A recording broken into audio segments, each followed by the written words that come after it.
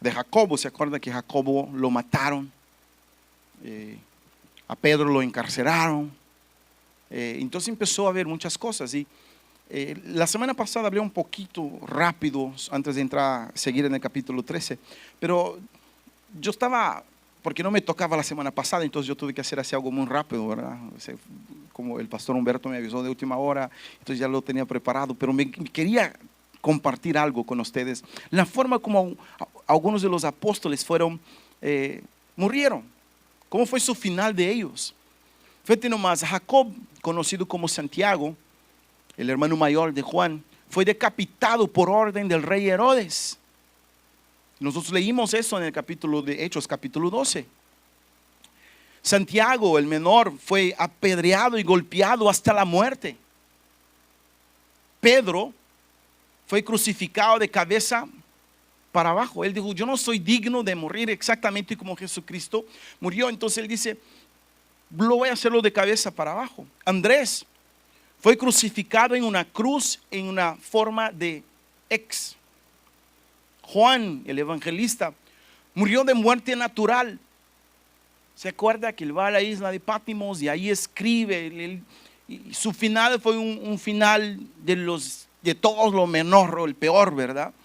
Felipe fue crucificado. Bartolomé fue desollado vivo y luego decapitado. Tomás fue atravesado por una lanza. Mateo fue apuñalado hasta la muerte. Simón, el celote, fue crucificado. Judas Tadeo murió apedreado y luego decapitado. Muertes que, mis queridos, el día de hoy hay algunos que, si nos pusiéramos a pensar lo que los apóstoles vivieron, nosotros la estamos pasando bien. No, hay algunos que es sufrir por el evangelio para nosotros. ¿Qué es hoy en día decir soy cristiano en los tiempos en que vivimos? No es nada comparado a todo lo que la iglesia primitiva vivió. Y eso es dando rápido en el capítulo 12 del libro de Hechos. La semana pasada nosotros empezamos el capítulo 13, que era que a mí me tocaba el capítulo 13. Y el capítulo 13 compartíamos la semana pasada de que ahí va a hablar un poquito del primer viaje misionero de Saulo, de Pablo. De hecho, Lidia este año tenía un viaje a Turquía. Y ahí ese primer viaje a la iglesia de Antioquía y todo eso, habla mucho de Turquía, habla de donde estaba Pablo, lo que él hacía, por donde él andaba. Y mira lo que dice el versículo 1. Había entonces en la iglesia que estaba en Antioquía profetas, maestros, Bernabé, Simón, el que se llamaba Níger, no sé, ¿verdad? Pero Lucio de Cirene, luego el pastor dijo Níger. Los que están en internet después me van a criticar. No te crean, suben nuestra página y ahí nos empiezan a criticar por muchas cosas. Y después yo pensé, no voy a pagar, los voy a contestar, porque eso, antes ponía un comentario y lo apagaba. Yo no, voy a dejar y lo voy a contestar, a ver si da más publicidad, ¿verdad? Lucio de Cirene, Manaén, el que había criado junto con Herodes, el tetrarca, y Saulo. Mira, eso era la iglesia. Mira cómo era la iglesia en Antioquía. Antioquía era la base. Todos los viajes de Pablo empezó en Antioquía. De ahí salía. Todos los viajes misioneros que hizo empezaba en Antioquía y de ahí salía para otros lados. Mira cómo estaba compuesta la iglesia. La iglesia estaba compuesta por profetas. ¿Y qué son profetas? ¿Qué es un profeta en su esencia? El profeta es alguien que escucha la voz de Dios y habla lo que Dios le habla. Ahora hay profetas que son dones que Dios da, es un don que Dios da a personas que son profetas y es un don que Dios da. Pero hay otros que no es necesario ser profeta para saber lo que va a pasar, ¿verdad? No necesariamente uno tiene que ser un profeta que va a hablar cosas del futuro nada más. Una persona que se junta con un muchacho no cristiano Y vienen conmigo, o con un pastor, o con alguien y dice, oye, pastor, me enamoré de este muchacho, pero no es cristiano, no es eso.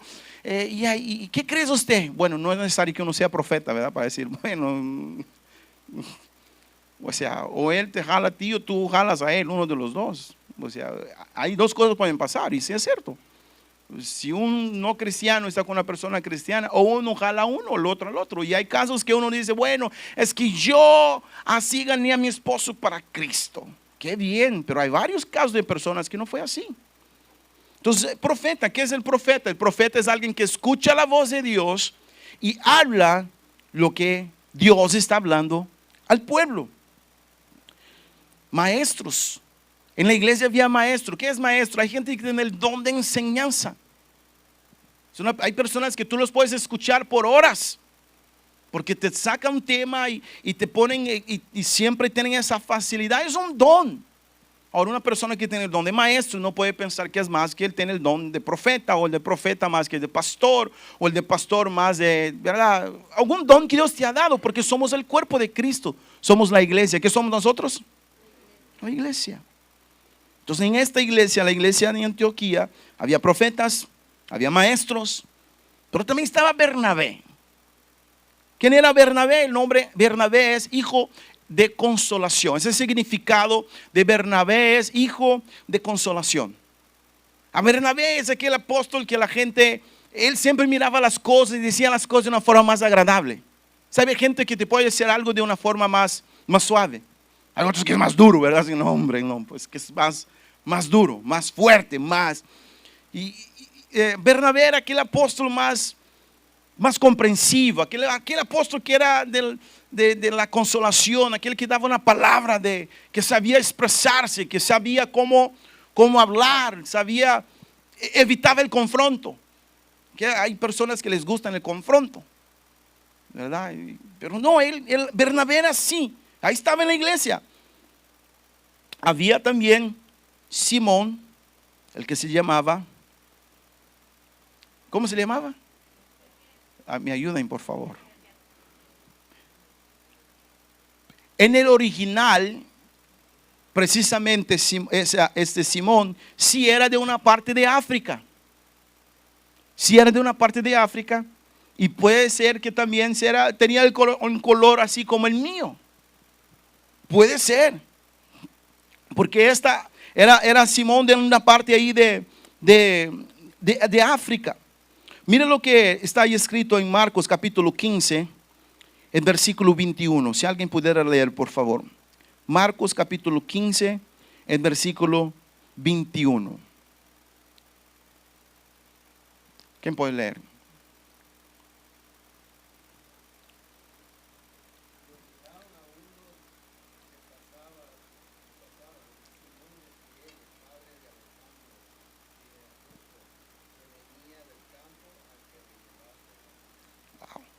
Precisamente puede ser que sea este Simón. Y es interesante porque Rufo, después también Pablo manda saludos a Rufo, a los que están en la casa. Es muy interesante lo que habla la palabra. En la iglesia habían ese tipo de personas, diferentes colores, diferentes personalidades, diferentes dones. Luego dice de Lucio de Cirene.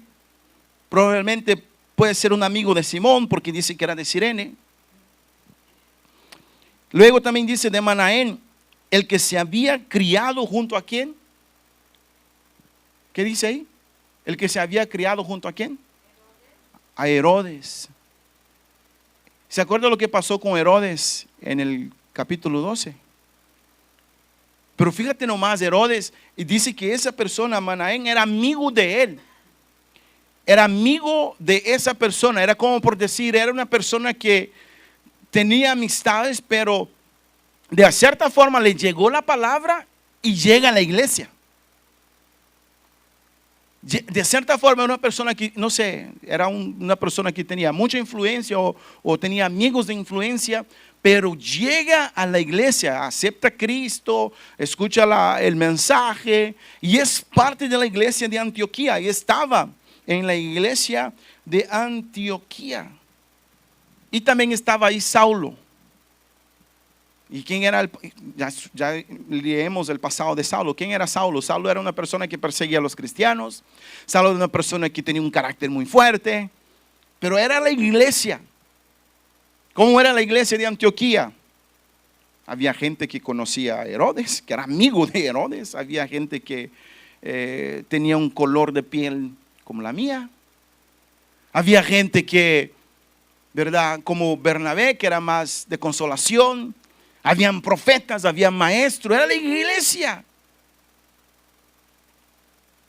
Y luego sigue hablando y ministrando estos al Señor, ayunando, dijo el Espíritu Santo: apartadme a Bernabé de a Saulo para la obra a los que los he llamado. Así como nosotros hace un par de domingos atrás oramos aquí por el pastor Byron, el pastor Giovanni, impusimos manos. Ya lo habíamos hecho de una forma interna, pero nunca de una forma pública, por dirección del Espíritu Santo. El versículo 3 dice algo muy interesante: entonces, habiendo ayunado y orado, los impusieron las manos y los despidieron. Fueron en su primer viaje misionero, después de haberle impuesto manos en él. La importancia de la imposición de manos. Hay personas que no les gusta para nada que les toque su peinado, ¿verdad? No me toque mi peinado para nada. Es como por decir, yo no sé quién te corta el cabello. Voy a preguntar a Byron, ¿quién te corta tu cabello? Pero mira, el que te toca tu cabello, por más así como lo ves, Byron ha de tener, no sé si es Norma, no sé si es él, pero aún así es algo tuyo, es personal. La persona que te pone la mano en tu cabeza, una mujer, por ejemplo, una mujer no va a dejar que cualquier persona ponga la mano en su cabello. Y una vez que encontres a esa persona que lo haces bien y tiene buena, ahí te vas a quedar. La imposición de manos es algo tan importante porque es una transferencia, es una transferencia es cubrir con un Espíritu Santo para un llamado específico.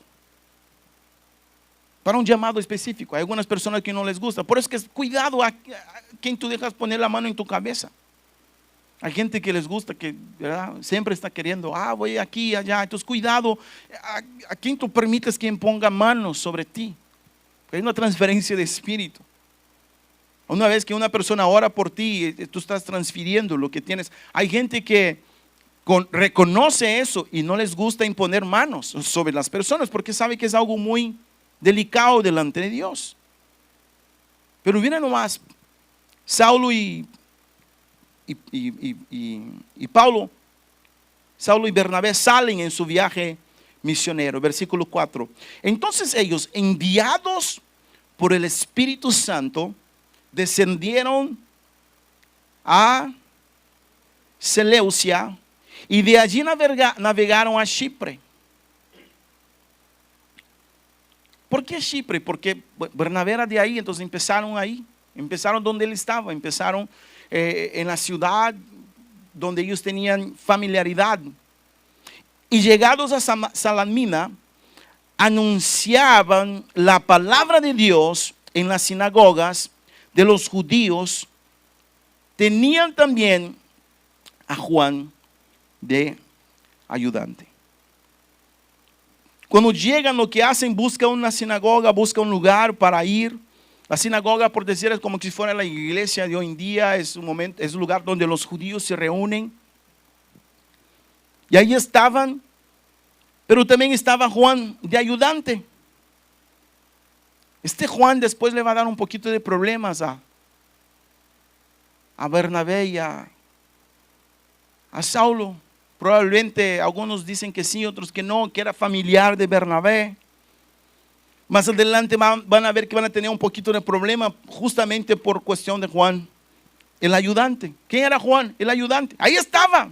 No dice quién lo invitó, no dice quién lo llamó que fuera. A lo mejor es una persona que miró y escuchó del viaje y se animó y dijo, bueno, yo voy, yo me pego, yo quiero ir. Y ahí estaba ayudando. ¿Qué ayudo? Siempre hay personas que dicen, bueno, ¿qué puedo hacer? ¿Qué puedo ayudar? Y va y animado a lo mejor por algo.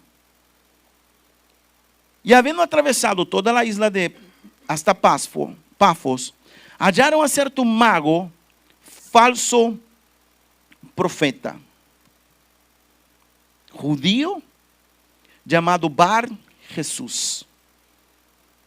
Esta palabra mago no necesariamente es una persona que hacía magia, que hacía... es una persona sabia. Hay algunas traducciones hasta que cuando van con Jesús, dice que los magos, ¿verdad? Que llegaron con Jesús. Porque esa palabra mago es como una persona sabia. Pero mira lo interesante de aquí. Su sabiduría era una sabiduría falsa. Era un profeta falso. Era una persona que no necesariamente hacía cosas a la vista de los demás malas, pero hablaba de una forma que engañaba a las personas. Falso profeta. Son personas que de pronto se dejan llevar por profecías, o se dejan llevar por la emoción, o se dejan llevar por, le están pagando. ¿Se acuerda una persona en la Biblia que le quisieron dar dinero para que él fuera a maldecir a un pueblo? ¿Se acuerda? Mira, te doy dinero para que tú vayas y maldigas. Y es que no puedo maldecir lo que Dios ha bendecido. Pero consideró el dinero. Como que sí, como que... Y hoy en día no estamos aquí para criticar a los demás, pero hay cantidad de personas que lo que hacen son falsos profetas. Pero interesante que ese Bar Jesús, él era un falso profeta, pero era judío. Era un judío. Y su nombre Bar Jesús significa hijo de Jesús. ¿Qué significa Bar Jesús? Hijo de Jesús. Que estaba con el procónsul Sergio Paulo, varón prudente. Este, llamando a Bernabé y a Saulo, deseaba oír la palabra de Dios. Mira que habla de un procónsul. El procónsul era una persona muy importante en la ciudad. Y es interesante que ese procónsul era una persona prudente. ¿Cómo era ese procónsul? Una persona prudente. Él era tan prudente que a la posición que él tenía, él sabía que necesitaba escuchar, que alguien le diera consejos, que alguien le diera palabra, que alguien, por alguna dirección, por algo. Entonces él siempre iba con Bar Jesús. Para él Bar Jesús era su referencia de lo que era recibir un consejo. Y es aquí algo para nosotros. Nunca pensemos que estemos a un nivel que no necesitamos sentar para escuchar. Este procónsul, aunque él tenía una posición muy alta, muy de influencia, él tomaba un tiempo para escuchar. Lo único que estaba siendo influenciado de una forma negativa. Pero él escuchó que Bernabé y Saulo estaban en la ciudad. Y él dijo, mira, yo quiero escuchar la palabra de Dios. Deseaba escuchar la palabra de Dios.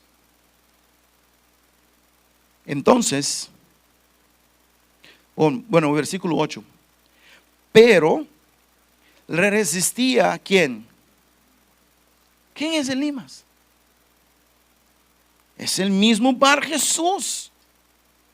Porque Elimas era el mago, pues así se traduce su nombre. Y ese nombre Elimas, el significado del nombre Elimas, o sea, Bar Jesús, ¿cuál es el significado? Hijo de Jesús. Elimas, su significado es hombre sabio. Es como por decir, cuando tú tienes un apodo o cuando la gente conoce por algo más, ¿verdad? No, y siempre a alguien le gusta ir con su nombre artístico. ¿Has conocido a algunas personas que tienen su nombre real y su nombre artístico? Como que esto no te pega muy bien y pone un nombre artístico. Como que Bar Jesús no le pegaba muy bien, entonces pues, él decía Elimas. Porque Elimas era como por decir, hombre sabio. Dice que él lo resistía, procurando apartar de la fe al procónsul. Mira que dice que Elimas, este mago, él trataba de ir y trataba de apartar, trataba de que no se acercase o no llegara a Saulo y Bernabé al procónsul. Se oponía, resistía. ¿Cuánta gente que tú y yo estamos tratando a lo mejor de llegar o que quieren escuchar la palabra, pero por alguna razón hay resistencia? Hay gente que a lo mejor tú sabes que necesita de Dios y de pronto hay la oportunidad para hablar y siempre hay una resistencia, siempre hay alguien que se interpone en camino. Dice aquí que este mago resistía, pero ¿por qué resistía? Porque le iba a ir mal. Lo iban a descubrir. Ya no iba a ganar lo que ganaba, ya no iba a tener la influencia que tenía. Lo iban a descubrir por cuestión de que iba ahora a escuchar la palabra de Dios. Y la palabra de Dios dice: y conoceréis la verdad, y la verdad te hará libre. Mira cómo es Saulo con esta persona. El versículo 9. Entonces Saulo, que también es Pablo. Es interesante que aquí es la primera vez en la Biblia donde se llama Pablo. Primera vez donde hay ese cambio de Saulo para Pablo. De ahora en adelante, a partir del capítulo 14 en adelante, vas a empezar a ver que va a ser Pablo. De aquí en adelante, vamos a estar llamando Pablo, ya no más Saulo. Lleno del Espíritu Santo, fijando en él los ojos. Pablo, lleno del Espíritu Santo, fijando en él los ojos. Ahora ya no es Saulo, ahora es Pablo. El nombre Saulo es un nombre hebreo, el nombre Pablo es un nombre griego. Era como por decir, Saulo era más para cuando estaba con los judíos o cuando estaba ahora, como está yendo más al pueblo gentil, se sentía más como con su nombre griego. Y él es muy enfático, muy duro. Miren lo que dice el versículo 10. Oh, lleno de todo engaño y de toda maldad. ¿Hijo de qué? Hijo del diablo. Así lo mismo. Enemigo de toda justicia. ¿No cesarás de trastornar los caminos rectos del Señor? Ahora pues, he aquí la mano del Señor está contra ti, y serás ciego, y no verás el sol por algún tiempo.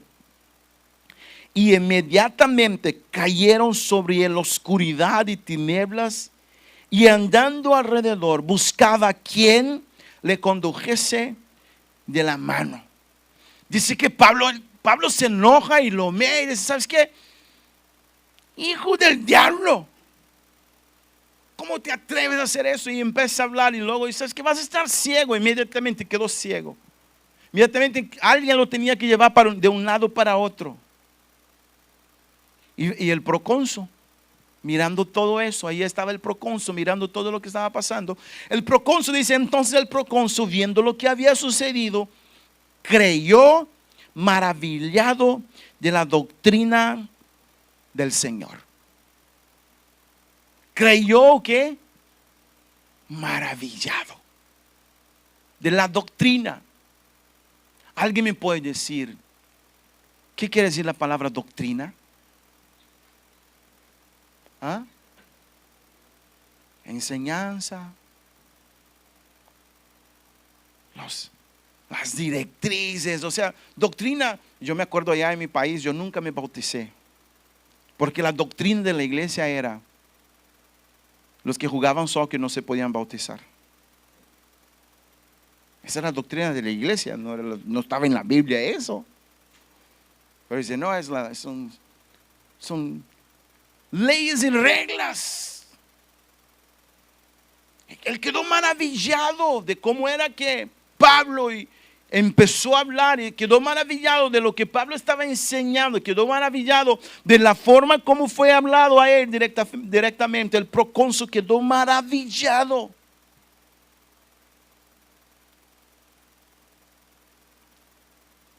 No te preocupes, no voy a hablar de doctrinas.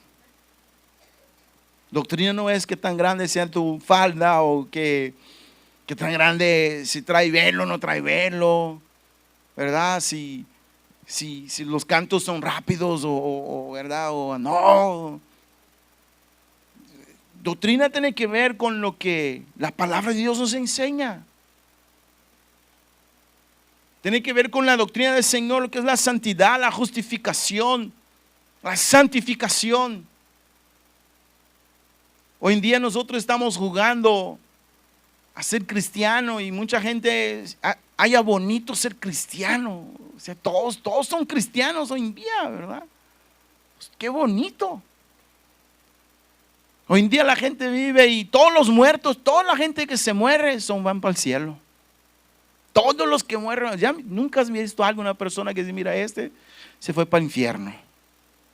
Por más malo que sea la persona. Por más, la gente no se preocupa, la gente vive de una forma de que, bueno, para mí es como viví mi vida normal, ¿verdad? O sea, ¿para qué tanta regla? ¿Para qué tanta doctrina? ¿Y para qué eso? ¿Para qué el otro?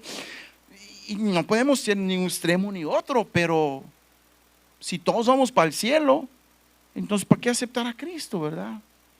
Si todos vamos a ir para el cielo, entonces ¿para qué vivir nuestra vida de una forma que a Dios le agrada? Pero muchas de las veces nos da temor ser directo. Muchas de las veces nos da temor para aceptar muchas cosas. Pero mira, lo que llamó la atención al procónsul fue la doctrina del Señor. Él quedó maravillado y lo que le llamó la atención fue la forma como Pablo compartió la palabra y como Pablo habló. Y él quedó maravillado de la doctrina del Señor. El versículo 13. Y habiendo zarpado de Pafos, Pablo y sus compañeros arribaron a Perge de Panfilia, pero Juan, apartándose de ellos, volvió a Jerusalén. Me pasó a hablar algo del procónsul que me gustaría hablar con ustedes. Yo no sé si ustedes están orando por alguien, por una persona, así como este procónsul, que tú sabes que necesitas de Dios. O a lo mejor como Manaén, que era el amigo de Herodes, que tú sabes que necesita de Dios y tú piensas, esa persona nunca va a aceptar a Cristo. No, mira, es mal hablado, no, mira su vida, no, mira la posición que tiene, no, mira la forma que es. Tú nunca, mira mis queridos, no podemos dejar de hablar de Cristo a las personas, todos necesitan de Jesús. A lo mejor esa persona que tú piensas que nunca se va a acercar a Cristo, Dios lo va a usar un día. Dios tiene un propósito con él. Mira nosotros. Yo nunca un día imaginé hacer lo que hago el día de hoy. Yo me consideraba una persona sin buena estima, tenía una baja autoestima muy grande, no hablaba con muchas personas, yo tenía dificultad de hablar en público. Me daba temor, me daba fobia. Antes para que yo hablara un minuto era no, por favor, me sudaba la mano. Hoy no me alcanza 45. Hoy la gente ya está, no, pastor, ya párate. Ya algunos ya como que me vieron así como que. Entonces y yo me acuerdo una hermana que estaba ahí en la casa cuando mi mamá viajaba y se quedaba ahí a ayudar, a cuidar de nosotros, y ayudar con algunas cosas en la casa. Un día ella se me acercó a mí y me dijo, Dios quiere usar tu vida. Y así como tú eres con tus amigos, Dios te va a usar en el reino de Dios. Y yo escuchaba a esta señora y decía, no, está loca. Yo, en la iglesia, hablando, compartiendo. No, se equivocó, no es conmigo eso, no es conmigo, no está hablando conmigo, no puede ser. Y sabes que hasta el día de hoy yo doy gracias por esta palabra profética de esa señora que habló conmigo, que abrió mis ojos, que lanzó esa palabra. Muchas de las veces algunos de nosotros en un pasado fuimos tercos. Teníamos una idea de lo que era el evangelismo, de lo que era la Biblia de una forma equivocada, hasta que alguien viene y se atrevió a afrontarnos o hablar una palabra. Fuimos confrontados y hoy somos como Pablo. Antes éramos Saulo, que perseguíamos, que hablábamos mal, y ahora habla mal de nosotros. Ahora somos perseguidos. Así que si Dios pone en tu corazón orar por alguien, no dejes de orar. Si Dios pone en tu corazón hablar con alguien, tienes que ir y tienes que hablar. Tienes que compartir la palabra de Dios. Y luego el versículo 13 dice: habiendo zarpado de Pafos, Pablo y sus compañeros arribaron a Perge, o sea, siguieron su viaje misionero. Pero Juan, apartándose de ellos, volvió a Jerusalén. ¿Se acuerda de Juan? Juan el ayudante. Juan el que se pegó con ellos en el capítulo 12 de Hechos. El capítulo 12 va a hablar de Juan, el versículo 25. Y Barnabé y Saulo, cumpliendo su servicio, volvieron a Jerusalén, llevando consigo a Juan, el que tenía por sobrenombre Marcos. Y luego en Hechos capítulo 13, en el versículo 5, habla: y llegados a Salamina, anunciaba la palabra de Dios en las sinagogas de los judíos. Tenían también a Juan de ayudante. Ahí estaba Juan. Juan ya está en el viaje. Y llega un momento en que Juan dice: ¿sabes qué? Me voy a regresar. No dicen la razón por qué regresó. A lo mejor sintió como que mamitis, no sé, o extrañó, algo pasó que le hizo que regresara del viaje. Algo le pasó a Juan, que dijo: ¿sabes qué? Me voy a regresar a Jerusalén. No voy a seguir con ustedes en este viaje. No habla la razón por qué dejó de ir. No habla la razón por qué se apartó de ellos. No más que se apartó de ellos. Ellos pasando. No me va a tocar a mí, ¿ok? Pero más adelante en el capítulo 15 van a hacer su segundo viaje. Yo no sé a quién le va a tocar el capítulo 15, pero ya me estoy adelantando. I'm giving a spoiler. ¿Cómo se dice? En el capítulo 15 van por su segundo viaje y luego están ahí. Y entonces dice a Pablo y Bernabé: oye, ¿qué les parece en el capítulo 15? Que vamos a ver las iglesias que hemos plantado, a ver cómo están los hermanos. Vámonos, dijeron. Me gusta la idea. Y entonces Bernabé dice: bueno, voy a llevar a Juan, Marcos. Y Pablo dice: no, un momento. Si vas a llevar a él, yo no voy. Entonces, no, pues espera, no, un momento, pues ¿qué te pasa? No pasa nada. Dice que fue tan fuerte lo que pasó ahí que uno dijo: ¿sabes qué? Tú sigues tu viaje y yo me voy para tu lado. Hubo una separación tan fuerte por causa de una persona, por causa de alguien. Siguieron caminos diferentes. Ellos, pasando de Perge, llegaron a Antioquía de Pisidia, entraron en la sinagoga en un día de reposo y se sentaron. Llegaron ahí, se sentaron en la sinagoga, y después de la lectura de la ley, de los profetas, los principales de la sinagoga mandaron a decirle: varones hermanos, si tenéis alguna palabra de exhortación para el pueblo, hablad. Era común cuando la gente llegaba por primera vez a una sinagoga o alguien llegara de viaje, siempre el que estaba ordenando, dirigiendo, diera la palabra y decir: bueno, ¿tienes alguna palabra? ¿Quieres hablar algo? ¿Quieres darles un saludo? Y siempre que pasaba alguien, empezaba a compartir algo de traía paz, o sea, de dónde vengo traigo paz, o siempre traía una palabra. Era común eso. Es como el día de hoy. Si alguien, bueno, vino David Mirna, entonces yo le decía: bueno, quieren pasar a dar una palabra, un saludo. Entonces lo que hacemos el día de hoy ya lo decían antes. ¿Tienes, verdad? Es como decir: ¿tienes una palabra para nosotros? Entonces, Pablo dice: bueno, sí tengo, pero aquí la palabra es una palabra de exhortación. Entonces Pablo, levantándose, echa señal de silencio con la mano, ¿verdad? Varones israelitas y los que teméis a Dios, oíd. Pablo empezó a dar un discurso Si lo vas a ver, lo que empezó a hablar Pablo es un poquito del discurso de Esteban. ¿Se acuerda de Esteban? ¿Qué pasó con Esteban? ¿Y dónde estaba Saulo? Cuidando la ropa de lejos. Es una mezcla de este discurso de Esteban con el discurso de Pedro. ¿Se acuerda cuando Pedro empieza a compartir, ¿verdad? Compartir la palabra. Es una mezcla de esos dos discursos. Miren lo que dice ahí. El Dios de este pueblo, de Israel, escogió a nuestros padres y enalteció al pueblo siendo ellos extranjeros en tierra de Egipto. Y con brazo levantado los sacó de ella. Y por un tiempo como de 40 años los soportó en el desierto. Y habiendo destruido 7 naciones en la tierra de Canaán, les dio herencia su territorio.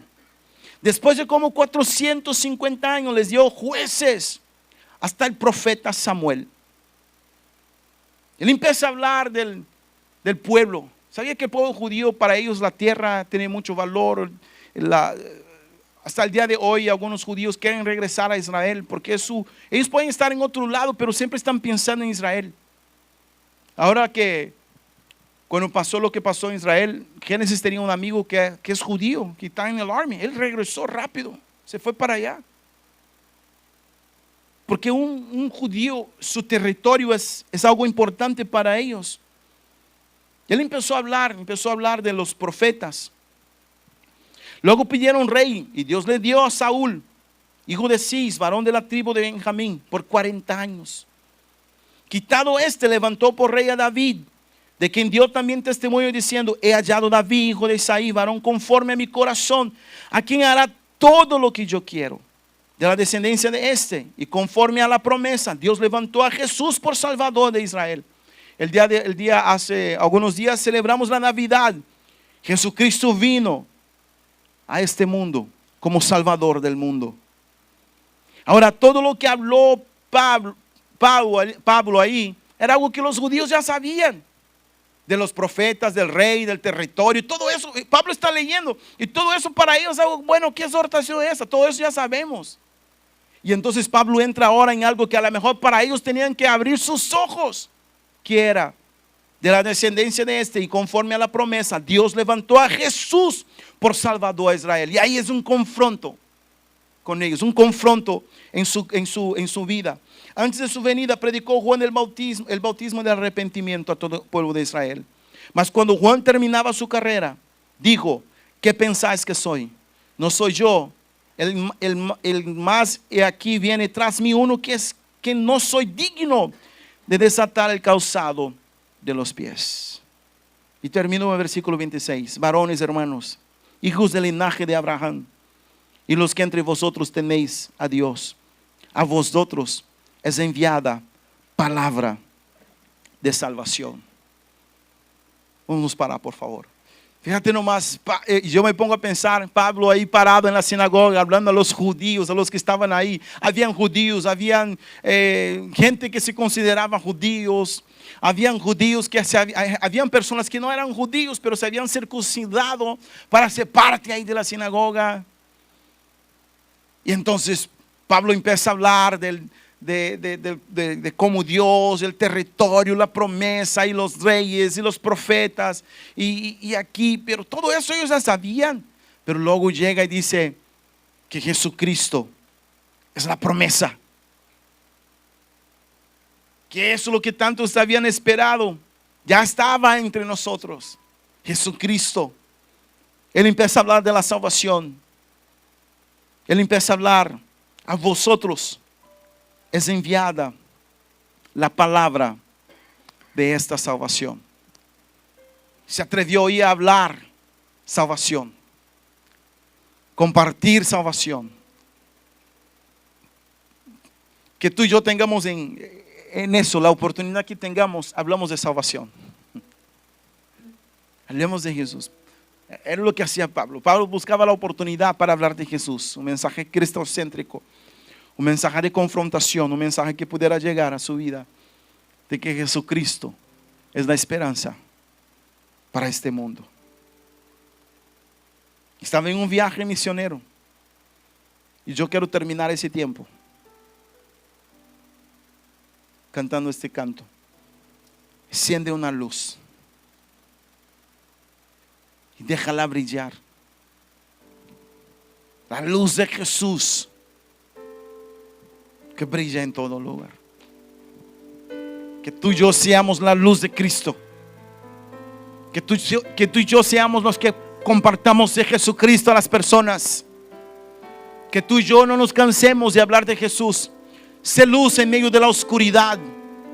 Sé luz en medio de las tinieblas.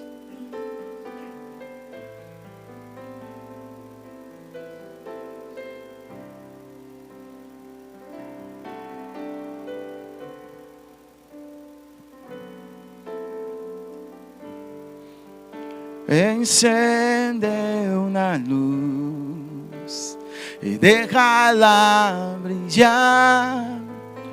La luz de Jesús que brilla en todo lugar. No la puedes esconder, no te puedes callar ante tal necesidad. Enciende una luz en la oscuridad. Dice una vez más, enciende. Enciende una luz y déjala brillar. La luz de Jesús que brilla en todo lugar. No la puedes esconder, no te puedes callar ante tal necesidad. Enciende una luz en la oscuridad. ¿Cómo pues invocarán? ¿Cómo pues invocarán aquel en el cual no han creído?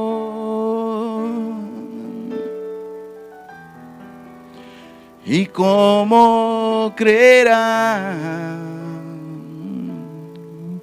en aquel de quien no han oído? ¿Y cómo oirán? ¿Y cómo oirán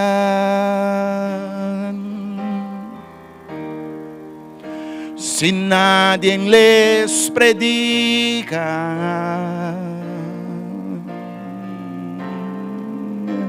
Hermosos son los pies de los que anuncian la paz, las buenas nuevas de Jesús. Enciende, enciende una luz y déjala brillar. La luz de Jesús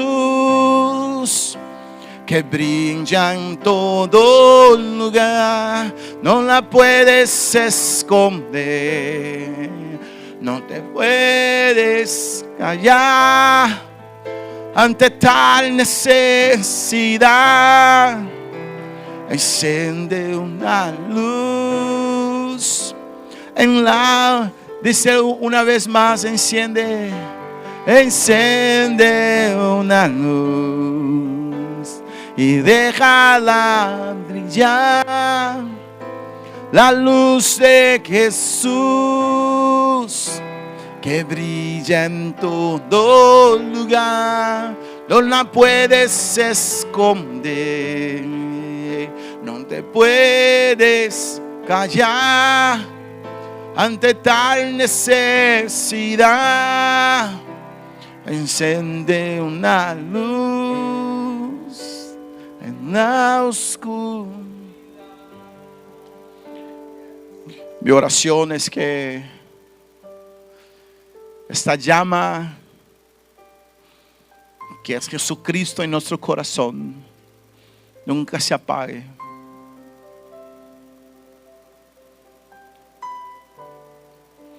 Que ese amor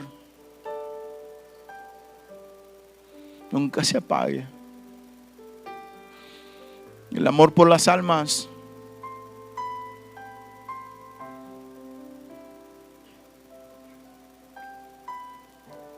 A lo mejor vamos a sentirnos como de pronto un profeta que había en la Biblia que decía: nadie ha creído a nuestro mensaje. Predicó y predicó y parecía ser que nadie había escuchado su mensaje. Pero mis queridos, la palabra de Dios no vuelve en vano. Dios quiere usar tu vida.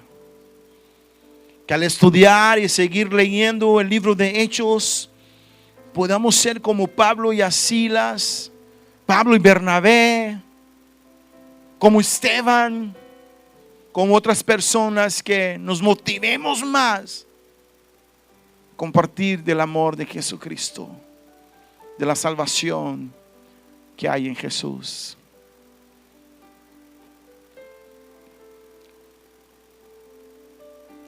Hace algunos meses atrás alguien me mandó un mensaje